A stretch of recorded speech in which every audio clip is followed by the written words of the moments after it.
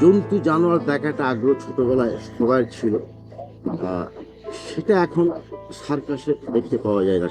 এর কারণে কি সার্কাসের মানুষের আকর্ষণটা কমেছে? অবশ্যই আকর্ষণ কিছুটা কমেছে, কারণ এখনও লোকে এসে একই কথা জিজ্ঞেস করে, দাদা হাতি আছে তো, ঘোড়া আছে তো। এখনও মানে কালকে অবধি বলেছে, এখনও বলছে লোকে আর কি। এই জিনিসটা মন থেকে মানুষ এখন মুছে ফেলতে পারেনি। আপনাদের পারমিশন জন্তু রাখার নেই? না, এটা সেন্ট্রাল গভর্নমেন্টের আইন অনুযায়ী এখন আর ইন্ডিয়ান সার্কাসে কোনো অ্যানিমাল রাখা যাবে না।